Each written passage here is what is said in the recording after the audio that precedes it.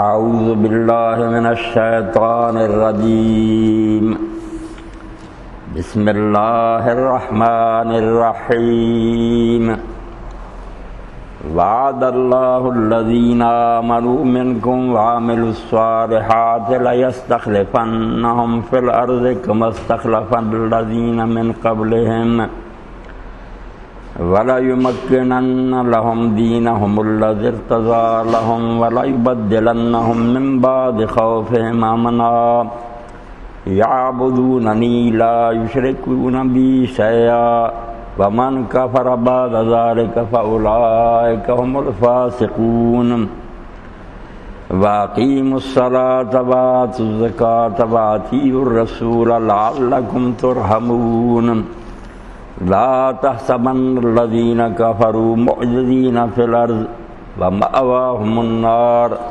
ولبئس المصير۔ سورہ النور کی آیات میں نے آپ کے سامنے تلاوت کی ہیں۔ ارشاد باری تعالیٰ ہے کہ اللہ تعالیٰ کا وعدہ ہے ان لوگوں سے جو تم میں سے صاحب ایمان ہوں گے اور نیک کام کریں گے، اللہ تعالیٰ ضرور بالضرور انہیں دنیا میں اقتدار بخشے گا جیسے ان سے پہلے لوگوں کو اللہ نے حکومت عطا کی تھی، اور جس دین کو اللہ تعالیٰ نے ان کے لیے پسند کیا ہے اس دین کو اللہ تعالیٰ زمین میں قائم کرے گا، اور خوف کے بعد انہیں امن کی حالت نصیب ہوگی۔ وہ میری عبادت کریں گے، میرے ساتھ کسی کو شریک نہیں کریں گے، اور جو اس کے بعد کفر کرے تو یہی لوگ ہیں جو فاسق ہیں۔ اور نماز باقاعدگی سے ادا کرو، زکوٰۃ دو، رسول علیہ الصلوۃ والسلام کی اطاعت کرو، پھر امید ہے کہ تم پر رحم کیا جائے۔ جو کافر ہیں ان کے بارے میں یہ نہ سمجھو کہ وہ زمین میں اللہ تعالیٰ کو ہرا دیں گے، ان کا ٹھکانہ جہنم ہے اور وہ بہت بدترین ٹھکانہ ہے۔ دنیا میں اللہ تعالیٰ نے جو دین انبیاء علیہ السلام کی اطاعت سے نازل کیا، آدم علیہ السلام سے لے کر خاتم النبیین محمد رسول اللہ صلی اللہ علیہ وسلم، تو وہ ایک ہی دین ہے۔ ان الدین عند اللہ الاسلام، ایک ہی دین ہے اسلام، ایک ہی نام ہے، سماکم المسلمین، سب لوگ مسلم ہیں۔ اسلام کیا ہے؟ اپنے آپ کو دوسرے کے حوالے کر دینا، عربی زبان میں اپنے آپ کو کسی دوسرے کے حوالے کر دینا، اس کی مرضی پر چھوڑ دینا، اس کو اسلام کہتے ہیں۔ اللہ رب العالمین فرماتے ہیں ہمیشہ سے ایک ہی حکم بندوں کو ملا کہ مالک زمین کا میں ہوں، تم ہو میرے غلام اور رعیت، اس لیے جو میں نے حکم دیا نا اس کے سامنے سر جھکاؤ۔ یہ سیدھی سی بات تھی جو ہر علاقے میں اللہ کے نبی اور رسول جو تھے وہ سکھاتے رہے، اور جب تک انسان یہ روش اختیار کیے رہتے ہیں کہ اللہ کا حکم مانتے رہتے ہیں، دنیا جنت کا گہوارہ، امن کا گہوارہ بن جاتی، جنت کا نام یہی سکھ میں رہتے، اور جب اس سے ادھر ادھر ہٹتے ہیں بربادی ہو جاتی۔ تو اسلام سے ہٹنے کے دو چیزیں دشمن ہیں اسلام کی، ایک فسق و فجور ہے جس کو ہم مادیت کہتے ہیں، عیاشی، بابر بیش کوش کے آرم دوبارہ نے کیا بار بار اس دنیا میں آنا ہے، موقع ملا ہے، یہ کھلی چراگاہ ہے، چر لو جتنا چرا جاتا ہے، یہ دنیا داری ہے۔ ہم اس کو سمجھتے ہیں کہ یہ دین سے لوگ ہٹ جاتے ہیں، مگر اس سے بھی زیادہ دین کے لیے نقصان دہ اور مضر جو بات ہے وہ رہبانیت، جس کو درویشی اور فقیری کہتے ہیں نا، جتنا بیڑا اسلام کا اس نے غرق کیا اور کسی چیز نے نہیں کیا۔ اور اسی لیے یہ ظالم حکمران جو ہے نا یہ پشت پناہ ہوتے ہیں ان درویشوں کے، بہت عرس مناتے ہیں، وہاں جا کر چادریں چڑھاتے ہیں، ٹی وی پر اس کو پروجیکٹ کرتے ہیں۔ ان کو فائدہ پہنچتا ہے کہ جو کام کے آدمی تھے نا ان کو انہوں نے نادانی سے اور بیوقوفی سے ہمارے ساتھ ٹکر لینے کے بجائے جنگلوں اور غاروں میں بھیج دیا، وہ وہاں اللہ اللہ میں لگ گئے اور ہمارے لیے میدان کھلا رہ گیا بدماشوں کے لیے۔ اس لیے یہ جاگیریں بھی وقف کرتے ہیں، ہزاروں مربع خانقاہوں کے نام الاٹ کر دیتے ہیں، مجاور ان کی آمدنیاں کھاتے ہیں۔ یہ جب تخت سنبھالتے ہیں تو پھر سلام کے لیے حاضر ہوتے ہیں، ان سے آشیرواد لیتے ہیں۔ اب ظاہر بات یہ دنیا دار کتے وہ ولی کیا میل ہے ان کا؟ میل بڑا گہرا، اللہ کے دین کی بربادی دونوں میں قدر مشترک ہے۔ یہ بھی برباد کرتے ہیں کہ عمل نہیں کرتے، وہ برباد کرتے ہیں کہ مزاحمت چھوڑ دیتے، کوئی مقابلہ نہیں کرتے۔ جو کرنے کا کام تھا کہ ان کا ہاتھ پکڑا جائے کہ خلق خدا پر ظلم کیوں کر رہے ہو، اس کی بجائے جو بندے کچھ اچھے تھے ان کو بیوقوف بنایا اور ایسے ایسے اشعار پڑھے، حکایتیں بیان کی اور ان کا ایسے اچھے اچھے نام رکھ لیے، حلم، درگزر، عفو، عاجزی، انکساری، یعنی ایسے اچھے الفاظ کہ بظاہر آدمی اس جادو سے متاثر ہو جاتا، کرتے ہیں بیڑا غرق کہ خون سرد ہو جائے۔ تیرے دین و ادب سے آ رہی ہے بوئے رحمانی، یہی ہے مرنے والی امتوں کا عالم پیر۔ جب بوڑھی ہو جاتی نا امتیں، جیسے بوڑھا آدمی موت کے قریب ہو جاتا، فرماتے ہیں جب لٹریچر میں، شاعری میں بھی یہی ہو، ناول افسانوں میں بھی یہی ہو، بوئے رحمانی کہ چھوڑو یار یہ دنیا کے دندے، کیا ہے مشرف آئے، پرویز آئے، فلاں آئے، ہمیں کیا، ہمیں اللہ اللہ کرنا چاہیے۔ یہ بہت ظالم لوگ، یقین جانے رہبانیت جتنی دین کی دشمن ہے نا اور کوئی چیز نہیں، دنیا تک ترک کراتے۔ بھائی دنیا میں جو انسان نے بھیجا، یہ دنیا بری ہوتی ہے، اس میں کیوں بھیج اور خلیفہ بنایا اس کو، فرمایا قیدی نہیں، مجرم نہیں۔ آپ دیکھتے ہیں ذرا سا کانٹا بدلنے سے مذہبوں کا نقطہ نگاہ بدل گیا، کیونکہ انجیل میں یہود نصارہ نے یہ پڑھا کہ آدم علیہ السلام نے اللہ تعالیٰ کا حکم توڑا، نافرمانی کی، درخت کا پھل کھایا، اللہ نے کہا یہاں سے نکل جاؤ، وہ مجرم بنا کر اتارے گئے۔ آدم علیہ السلام کہیں سرادیم میں اتارے گئے، حوا جدہ میں اتاری گئی، کئی سو سال روتے رہے، پھر بڑی مشکل سے توبہ قبول ہوئی۔ اب جن لوگوں کے ذہن میں یہ آ گیا کہ انسان اس زمین میں قیدی ہو کر آیا، مجرم ہو کر اتارا گیا، جرم کی سزا کے طور پر وہ کیوں اس جیل میں رہنا چاہیں گے؟ وہ تو یہی سمجھیں گے فوراً اس سے نکلنا چاہیے، خودکشی کریں یا کم سے کم جنگلوں میں چلے جائیں۔ یہ تو دنیا ہمارے لیے جیل خانہ، آدم بطور مجرم کے یہاں آیا، یہ ساری کہانی جھوٹی ہے، قرآن اس کا دشمن ہے، خلاف ہے۔ مگر بدقسمتی کہ ہمارے ذہنوں میں بھی یہی سما گیا، یہ غور ہی نہیں کیا کہ سورہ بقرہ میں اور سورہ طہ میں اللہ توبہ وہاں آسمان پر ہی قبول کرنے کا ذکر کرتا، وہ بات وہیں ختم ہوگی۔ غلطی کی، اللہ نے ٹوکا کہ تمہیں منع کیا تھا، تم نے کیوں یہ پھل کھایا، فوراً متنبہ ہو گئے کہ اللہ ہم سے قصور ہوا، معاف کر۔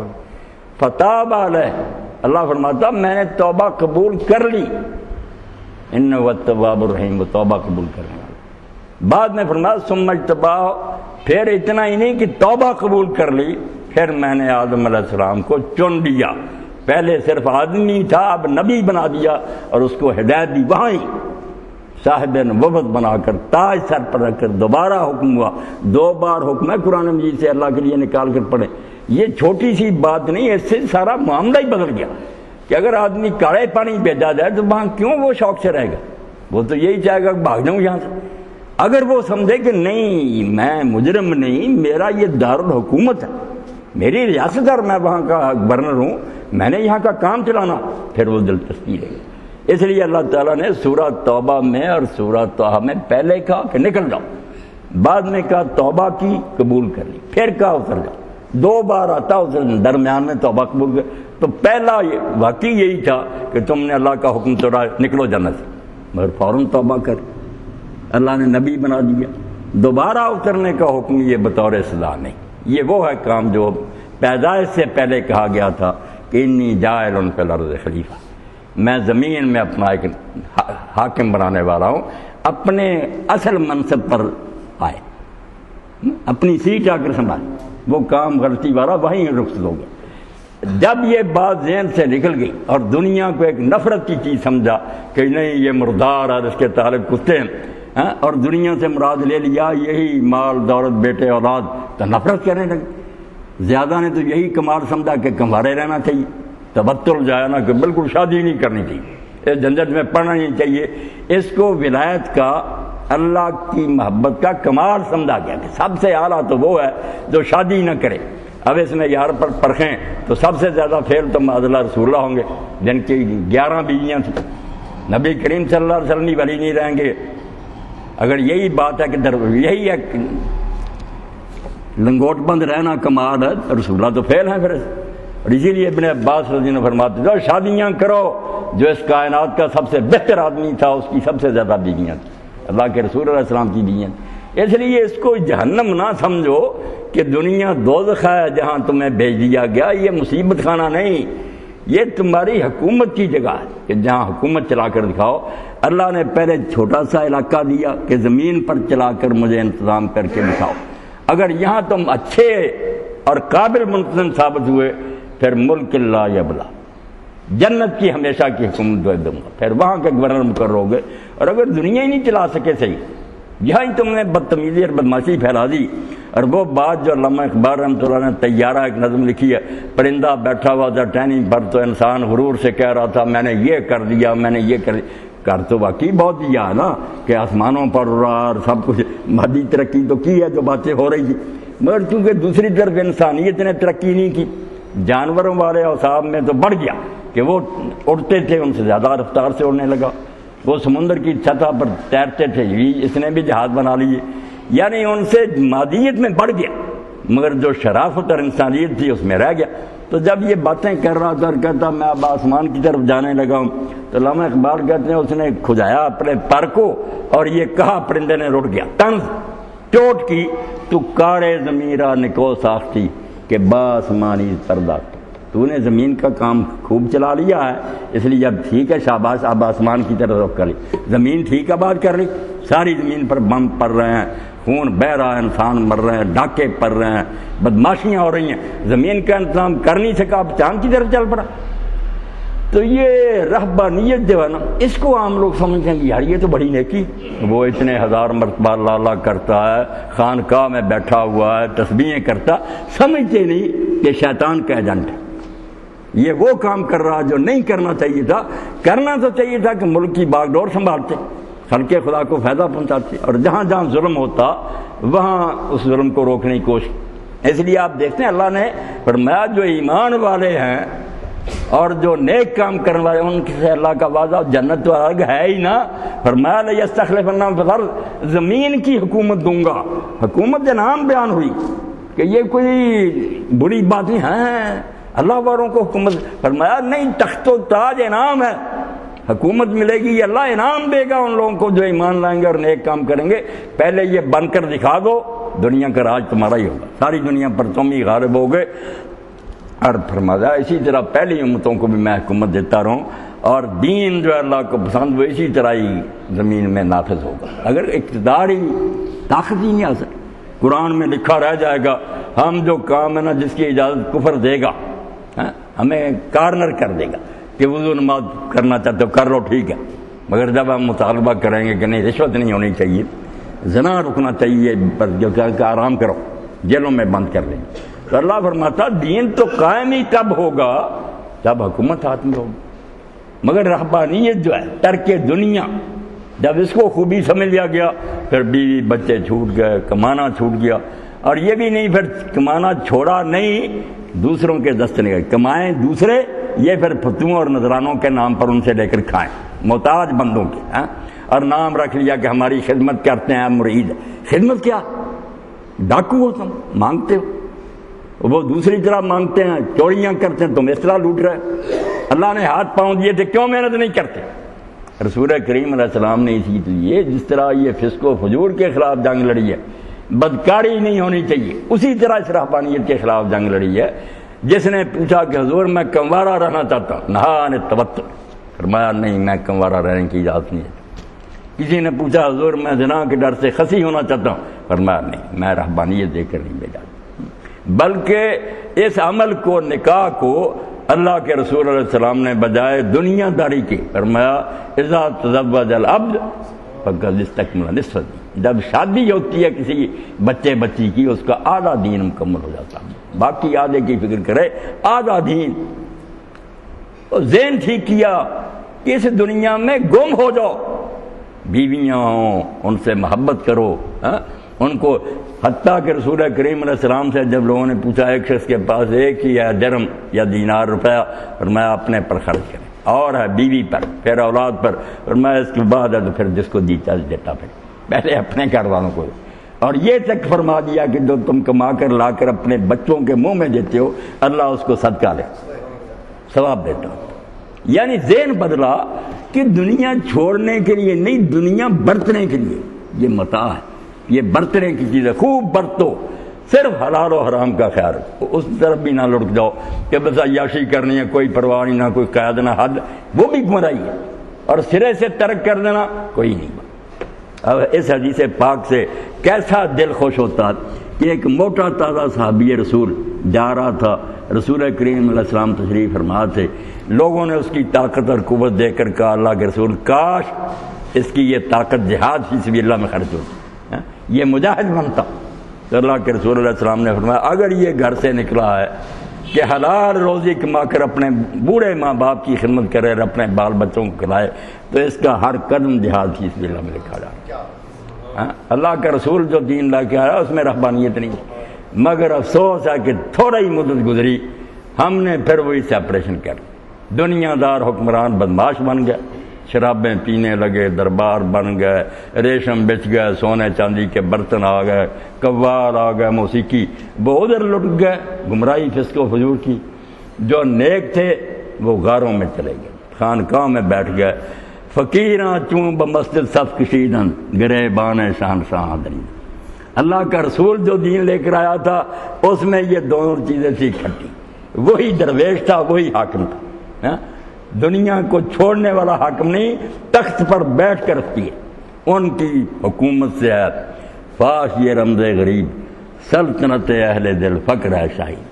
اور یقین جانے یہ انہونی بات ہے کہ آدمی اگر تخت سنبھالے تو پھر درویش رہے، نہیں ظالم بن جائے گا، پاور ہوتی ہے. مگر یہ اللہ کے رسول محمد مصطفیٰ صلی اللہ علیہ وسلم کا معجزہ ہے. یہ آپ کا یہ حیران کن کارنامہ کہ جتنا زیادہ اقتدار نصیب ہوا اتنا ہی وہ زیادہ درویش ہوا. مسلمانوں کے میری کردان در شہنشاہی فقیری کردان. بظاہر لوگ کہتے تھے حکمران ہے، حضرت عمر تھا فقیر. عمر بن عبدالعزیز رحمۃ اللہ علیہ جب فوت ہوئے تو کیسر روم عیسائی، اس نے کہا یار لوگ کہتے تھے کہ فلاں آدمی جو ہے نا وہ دنیا چھوڑ کر چلا گیا گرجا میں، وہ راہب بن گیا تارک. کوئی حیرانی نہیں ہوتی، اس کے پاس کیا تھا تو اس نے چھوڑنا تھا. مگر جب میں نے دیکھا کہ میرا یہ ہم اثر ہم زمانہ عمر بن عبدالعزیز کہ جو جب شہزادہ تھا، گورنر تھا، یہ سر پر بوجھ نہیں پڑا تھا امت کی امامت کا، تو جس راستے سے گزرتا تھا لوگ خوشبو سے اندازہ کر رہے تھے کہ عمر بن عبدالعزیز یہاں سے گزرا ہے. مہنگی ترین خوشبوئیں استعمال کی، عیاشی، اور جو لباس صبح پہننا شام نہیں پہننا، اور سارا سال پھر اس کی باری نہیں آتی تھی. اور ملازموں کو ہدایت تھی کہ وہ کپڑا دکان سے خرید کر لانا جو سب سے مہنگا. مگر جب حکمران ہو گیا، جو گھوڑے تھے اتنے بادشاہوں نے رکھے سارے بیچ دیے، بیت المال میں جمع کرے، ایک گدھا رکھ لیا. بیوی سے جا کر فاطمہ سے کہا، جو ایک خلیفہ کی بیٹی تھی عبد الملک کی، 2 بھائی اس کی حکومت کر چکے تھے، ولید اور سلیمان، اب خامد حکمران تھا. کہا فاطمہ اب وہ دور چلا گیا، امت نے میرے گلے میں توق ڈال دیا، اب میں قیدی ہو گیا. قیامت کے دن اگر اللہ کے رسول کے سامنے ایک شخص نے ثابت کر دیا کہ عمر کے دور میں مجھ پر ظلم ہوا تو مجھے بچانے والا کوئی نہیں ہوگا. اب میرا اور تیرا ساتھ ہی صورت میں ہے کہ جو ہار تجھے اتنا قیمتی دیا تھا نا تیرے باپ نے اور بھائیوں نے ناجائز خزانے میں سے، وہ واپس کر دے ورنہ میری تیری جدائی، طلاق. اس نے کہا اگر عمر تو نے یہ راستہ پسند کر لیا میں نے دیا. تو کیسر روم نے کہا جب میں نے عمر کے بارے میں یاد دیکھا کہ جو اتنا عیاش تھا، جب حکومت بغیر چاہے اس کو ملی، کوئی کوشش نہیں کی، اپنی مرضی سے مرنے والے خلیفہ سے وزیر اعظم نے لکھوا لیا، خلیفہ بن.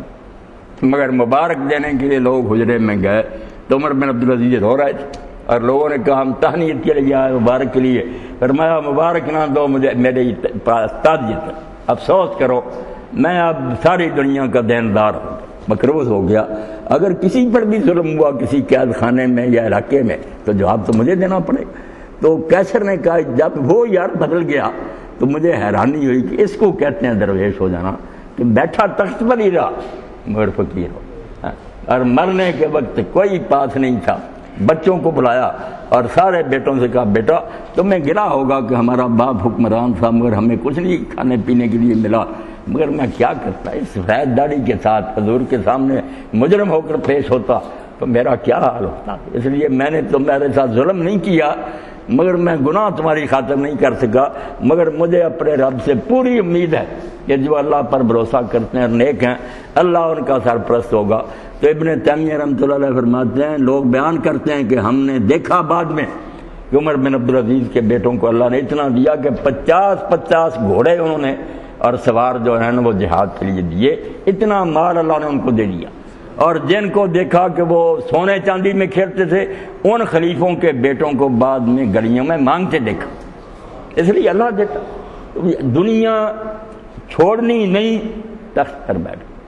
یہ جو جدائی ہو گئی، ہم پہلے بھی پڑھ رہے تھے کہ امت نے جو نمونہ دیا تھا نا، جس میں بہت جلدی لوگ پھر اسلام میں فوج در فوج آ گئے، وہ باتیں نہیں تھی۔ جب تک اللہ کے رسول علیہ السلام اعلیٰ تعلیم دیتے رہے بالکل خالص ہونا تھا، مگر وہ چند سمجھدار لوگوں کی سمجھ میں آتی تھی بات۔ عام لوگ سمجھتے کہ کیسے ہوگا یار، ساری دنیا شراب پی رہی ہے، زنا ہو رہا، چوریاں ہو رہی ہیں، سود چار کیسے بند ہوگا، یہ نہیں سمجھ میں آتی تھی بات۔ جب مدینہ شریف گئے وہاں اللہ تعالیٰ نے ایک بیس مہیا کر دی، حکومت بن گئی، رسول کریم علیہ السلام نے سچ مچ وہ نظام عملاً نافذ کر دیا۔ جج بیٹھ گئے جو نہ رشوت لیتے تھے نہ پریشر قبول کرتے تھے، گواہ سچی گواہی دیتے تھے، کوئی رعایت کسی کی نہیں کرتا تھا، تاجر جو تھے وہ ملاوٹ نہیں کرتے تھے صحیح۔ تو جب لوگوں نے آ کر مدینے کی بستی میں یہ دیکھنا شروع کیا انہوں نے کہا یار وہ باتیں نہیں تھی، سچ مچ ہو، فوج در فوج اسلام میں لوگ آ گئے۔ تو اللہ نے یہی فرمایا کہ جو بدماش ہے نا ان کا رونا نہ رو، وہ تو صاف نظر آتے ہیں کہ برے۔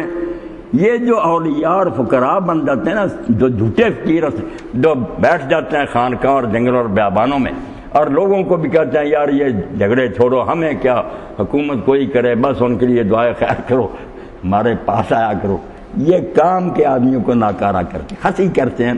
یہ حسین نہیں بناتے کہ ظالم اگر غلط راستے پر چلے تو حسین بنا، حسین نہیں پیدا کرتے، اس کی بجائے یہ ایسے پیدا کرتے ہیں کہ ہمیں کیا اللہ اللہ کرنی چاہیے، حالانکہ اللہ کو ایسی اللہ اللہ کی کوئی ضرورت۔ ہر مسلمان جب لا الہ الا اللہ پڑھتا وہ اللہ کی فوج میں شامل ہوتا بغیر تنخواہ کے۔ یہ تنخواہ دار فوجیں تو بعد میں بھرتی ہونی شروع ہوئی نا، پہلے کہاں تھی مسلمان امت میں تنخواہ دار سپاہی، کوئی نہیں تھا۔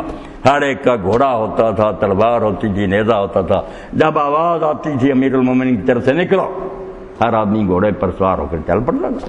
مال غنیمت میں کوئی حصہ مل گیا، ورنہ نیت اس کی بھی نہیں رکھنی۔ فرمایا جو اس لیے جائے گا کہ لوٹ کے مال میں سے کچھ اسے ملے، اس کا بھی جہاد نہیں ہوگا، وہ کتے کی موت پڑے گا۔ جہاد اللہ کے لیے کرو، بعد میں کچھ آ جائے تو نفر، اس کو کہا انفار، یہ زائد ایک ہے جھنگا جو اللہ تعالیٰ دے دا، ورنہ نیت نہیں غازی کی ہونی چاہیے کہ میں مال لینے کے لیے گا، صرف ظلم ختم کرنا، زمین میں سے ظلم جو ہے نا اس کو مٹانا۔ اور جہاد کی غرض و غایت بھی وہ دہشت گردی ہی نہیں، نہ تشدد پسندی ہے۔ اس نے لوگوں کو کیا مارنا، وہ تو بیچارہ آپ مرنے کے لیے جاتا کہ میں جان لے اپنی ہتھیلی پر لے کے نکلا ہوں کہ میں ظلم نہیں ہونے دوں، کسی مظلوم کے ساتھ کوئی گنڈا ظلم کر رہا، میں مروں گا اس کو چھڑاؤں گا، بس یہ ہے جہاد۔ بس غزازی شد فرض بر مومنا تا ستانند از کفے مجنون سنا۔ جہاد اس لیے مومنوں پر فرض ہوا ہے کہ اگر کوئی پاگل بیوقوف، دنیا کا پاگل نہیں مگر نشہ جو ہے نا حکومت کا، اس میں پاگل ہو گیا کہ وہ لوگوں کو خواہ مخواہ مار رہا، تو اس کے ہاتھ سے وہ بندوق چھین، اس کا ہاتھ روکیں کہ ہم نہیں ظلم کرنے۔ جہاد یہ ظلم نہیں، ظلم روکنے کے لیے۔ تو جب یہ چھوڑ ہی دیا دھندا، خانقاہوں میں چلے گئے، غاروں میں چلے گئے، تو اقبال کہتے ہیں فقیراں چوں بمسجد سب کشیدہ۔ یہی درویش تھے پھٹے پرانے کپڑے والے، جب وہ مسجدوں میں صاف باندھتے تھے، با جماعت نماز ہوتی تھی، سلام ختم ہوتا تھا، اتنی قوت نماز کے ذریعہ پیدا ہوتی تھی کہ گریبان شہنشاہ دریل، وہ باہر نکل کر بادشاہوں کے گریبان پھاڑ دیتے، تخت سے اٹھا کر ان کے در کر دیتے۔ طاقت، جرت، وجہ چوں دل میں آنے سینہ افسرد مسلمانہ بدرگاہ خدید۔ جب سینے میں وہ دل مر گئے، مسلمان پھر خانقاہ میں گھس گئے۔ ہزار داڑے کی تسبیح ہے، وہ ختم ہونے میں نہیں آتی۔ باہر طوفان برپا ہے، دیواریں گر رہی ہیں، بدماشی سارے ملک میں یہ تسبیحیں گر رہا ہے، توبہ توبہ توبہ۔ تو اللہ کہتا بھائی اللہ نے ایمان والوں سے اور نیکوں سے وعدہ کیا کہ انہیں زمین میں حکومت دے گا، تو اگر حکومت نہیں مل رہی تو پتہ چلا کہ یہ پھر ایمان اور عمل صالح نہیں، ورنہ اگر آپ نے قیمت دے دی تھی پھر اس کے بعد جو سودا تھا ملنا چاہیے۔ اللہ کہتا میں نے ایمان والوں سے اور نیک لوگوں سے یہ وعدہ کیا کہ ضرور انہیں حکومت دوں گا، یہ بھی نہیں خالی لا یستخلفن، ضرور میں ضرور حکومت دوں گا اور ان کا دین غالب کروں گا اور خوف ان کا ختم ہو جائے گا۔ من اب سارے ہم لڑ رہے ہیں، سہم رہے ہیں، سہم نہیں ہے جب پلے کچھ نہیں، کانپتے ہیں کہ اگر حملہ کر لیا کسی یورپی طاقت ہمارا کیا بنا۔ اللہ کہتا نہیں نہیں، ایمان ہوگا اور نیک عمل ہوں گے تو میں امن جو ہے نا وہ پیدا، خوف جاتا رہے گا، امن ہی امن۔ اور امن ایسا آپ نے کئی مرتبہ حدیث پاک کے درس میں بھی سنا کہ عورت ہاتھ پر سونے کا تھار رکھ کر صنعاء سے حضرت موت تک سفر کرے، وہ علاقے جہاں مرد بھی نہیں سفر کر سکتے تھے، ڈاکوؤں کے علاقے، کوئی نگاہ اٹھا کر نہیں دیکھتا، امن ہی امن۔ یعبدوننی لا یشرکون بی شیئا۔ اب ہمارا شرک کیا ہے؟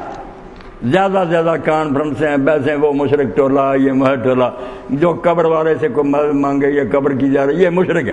بھائی قرآن جس کو شرک کہہ رہا یہاں کہ جب حکومت دوں گا تو وہ لوگ جو ہوں گے اسلام والے حکمران، یعبدوننی، وہ صرف میری بات کریں گے، وہاں حکم کسی کا نہیں چلے گا، نہ پارلیمنٹ کا چلے گا، نہ صدر کا چلے گا، نہ عدلیہ کا چلے گا، وہ سب بندے ہوں گے، حکم میرا ہو، میری غلامی کر۔ اسلامی حکومت کی نشانی کہ وہ غلام ہوں گے میرے، میری بندگی کریں گے، لا یشرکون بی شیئا، میرے ساتھ وہ کسی کو شریک نہیں کریں گے۔ اور قرآن پاک نے دوسری جگہ بتایا کہ شریک صرف یہی نہیں کہ لوگ بتوں کو بنا لیتے ہیں، اپنے درویشوں کو، اپنے عالموں کو، اپنے لیڈروں کو، اپنے حاکموں کو رب بنا لیتے ہیں کہ جو حکم وہ جاری کرتے ہیں اس کو خدا کے حکم کے مقابلہ میں مانتے۔ یہ شرک۔ اللہ کہتا حکومت میری، بندے میرے، اور حکم میں انسان چلائے۔ وَمَنْ كَفَرَ بَعْدَ ذَلِكَ فَأُولَٰئِكَ هُمُ الْفَاسِقُونَ۔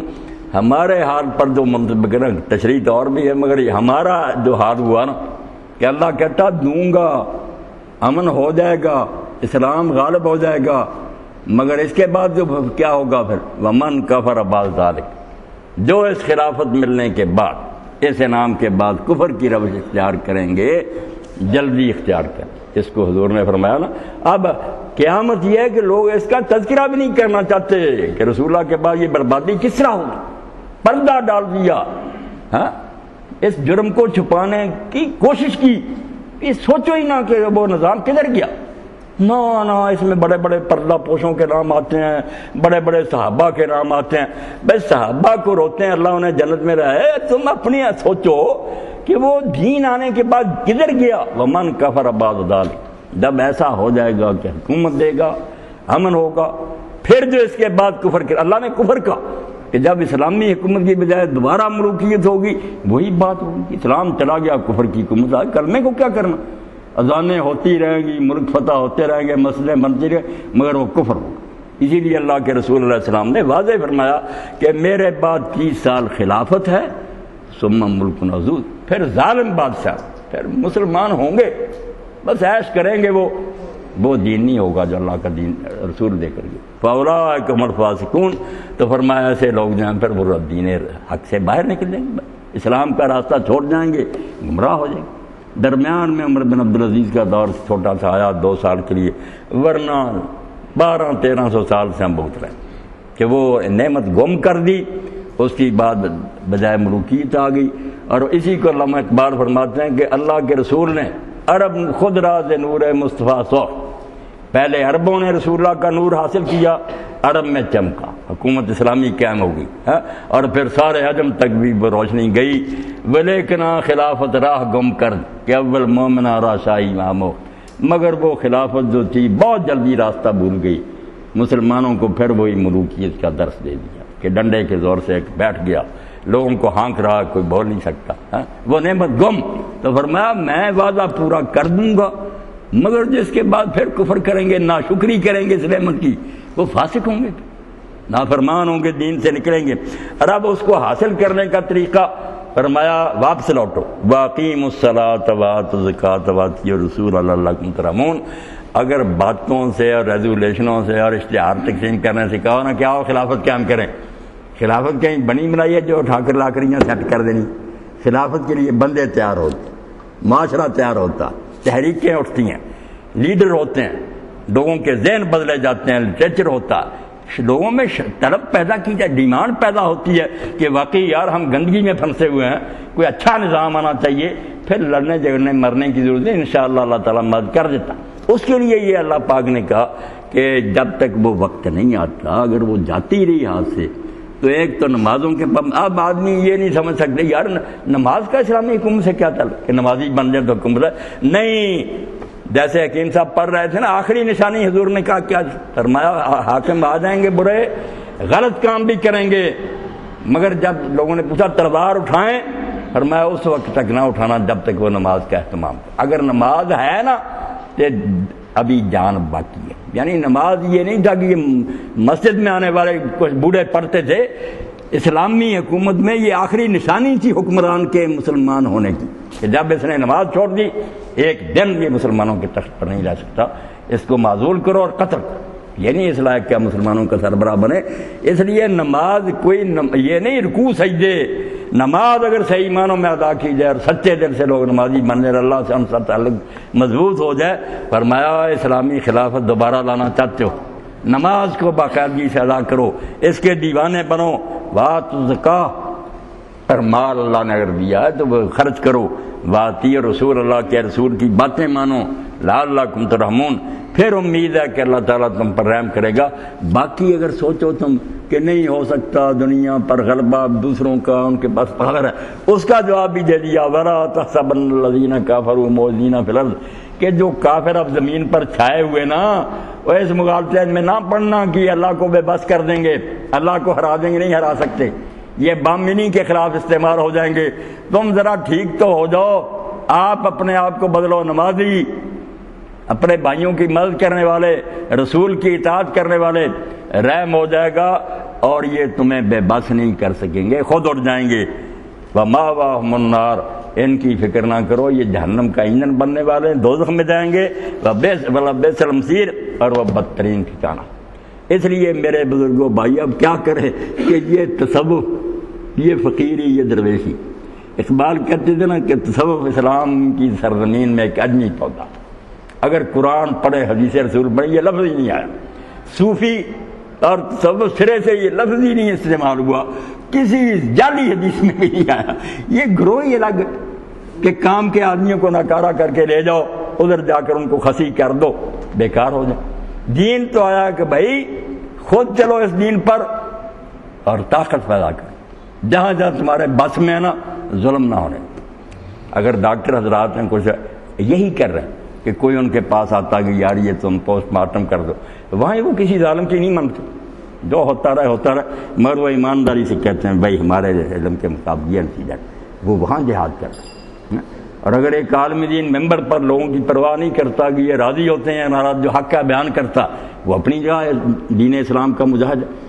جس محاذ پر ہے کوئی آدمی، کوئی ملازمت کر رہا وہاں وہ کہتا ہے یہ حق میں بالا صاحب آپ ٹھیک ہے مگر اللہ کا دین نہیں اجازت دیتا، میں نہیں رشوت لا کر آپ کو دوں گا، اس سے بڑا ولی کون ہے؟ اصلی ولی تو ہے ہی وہ جو بالکل سمندر میں چھلانگ لگائے ہوئے ہے اور پھر دامن نہیں تر ہونے دیتا۔ جو باہر بیٹھے ہوئے ہیں کناروں پر، یہ اگر اللہ اللہ کرتے ہیں تو کیا کمال ہے۔ تو آپ یقین جانیں دین اسلام کی جتنی بربادی بدماشوں نے کی ہے نا، اس سے زیادہ ان لوگوں نے کیا جو دیکھنے میں نیک ہیں، پرہیزگار ہیں، مگر کیا کریں یہ پیسے ہیں، خسی ہیں، ایکٹیو نہیں، دین کے لیے کچھ کرتے نہیں، ظالموں کا مقابلہ نہیں کرتے، بلکہ زیادہ ان کی گاڑی چھنتی رہی ہے، وہ بدماش حاکم ان کی عزت کرتے رہے ہیں، یہ ان کے سروں پر ہاتھ دیتے پھیرتے رہے، اللہ تیری سلطنت قائم رکھے، بد دعا نہیں کرتے رہے کہ اللہ تیری سلطنت برباد کرے، الٹا خلد اللہ ملکہ، اللہ اس کی سلطنت قائم رکھے۔ اب بھی جو چندے لیتے ہیں ادارے، وہ سلطنت سعودیہ دوسرے، اللہ اس کی سلطنت ظاہر نہ کرے، وہ اعلان مکہ کروا رہے ہیں جس کے بارے میں ہر کوئی کہتا کہا یار یہ اعلان نیو یارک سے ہوتا، یہ اعلان مکہ کرانے قابل ہے، اتنی خوشامد کی باتیں، مگر جب دین جاتا رہتا ہے نا تو پھر رہبانیت آ جاتی ہے، اور اس کو لوگ نیکی سمجھتے ہیں۔ افسوس ہے کہ بدماشی کو تو برا جانتے ہیں، وہ تو بدماش خود بھی مانتا میں برا، لوگ بھی، مگر یہ لوگ عزت کرواتے ہیں، ان کے پاؤں چومے جاتے ہیں، ہوتے ہیں یہ دین کے لصوص، اور دین انہیں کہتے ہیں علامہ ابن قیم کہ یہ دین کے ڈاکو، اور اسی لیے ان دین کے ڈاکوؤں کا آج کل بڑا پرچار ہے ٹی وی پر، ریڈیو پر۔ ہاں صوفیاء کرام کی تعلیم ٹھیک ہے، صوفیاء کرام کی تعلیم کیا ہے کہ نانک بھی ٹھیک ہے، بابا فرید بھی ٹھیک ہے، اور پوچھے بابا فرید جس کی وجہ سے ٹھیک ہے وہ تو ہے محمد رسول اللہ صلی اللہ علیہ وسلم، ان کو تو سکھ کنجر مانتے نہیں، ہندو جو ہمارا اصل ہے اس کے دشمن ہے، بریوں کی یہ کیا لگتے ہیں؟ کوئی بات ہے نا آپس میں خطرے کی جس کی وجہ سے ان سے یاری ہے، رسول اللہ سے دشمن۔ رسول کریم علیہ السلام کے بارے میں غلط چیز پھیلا رہے ہیں باقاعدہ دلیلوں سے کہ نہیں بس آدمی کو ٹھیک ہونا چاہیے، نبی کو نہ بھی مانے تو کیا؟ صاف بات ہے، اللہ کو ماننے کا کوئی طریقہ نہیں نبی کو ماننے کے علاوہ۔ جو وقت کا نبی ہوتا ہے جو اس کو الگ کر کے چاہتا ہے نا اللہ تک جائیں، کوئی راستہ ہی نہیں جانے کا۔ اللہ تعالیٰ نے کسی سے ڈائریکٹ کوئی بات نہیں کی، رسول چنے ہیں، ان سے بات کی ہے، ان کو اپنا نمائندہ بنا کر بھیجا۔ جو رسول کو نہیں مانتا وہ کبھی خدا تک نہیں پہنچ سکتا۔ اس لیے یہ کہنا کہ کوئی بات نہیں جی، گھنٹہ گھر کو سارے راستے جاتے ہیں، رام کیا، رحمان کیا، رحیم کیا، کفر، بکواس کرتے ہو۔ رام ایک انسان ہے جو ایک عورت کے پیچھے دھکے کھاتا رہا، رحمان اور رب خدا ہے، کوئی شرم کرو، رام اور رحیم ایک ہے نہیں، مگر یہ کفر پھیلا رہا ہے۔ بس اس کو نا زہر لوگوں کے گلے میں اتروا رہے ہیں کہ نہیں صوفیہ ٹھیک کہتے ہیں کہ کافر مومن گلمل کر رہے ہیں۔ توبہ توبہ توبہ، کہاں رسول اللہ کے ماننے والے، کہاں رسول اللہ کے دشمن، ان میں صلح ہو سکتی ہے؟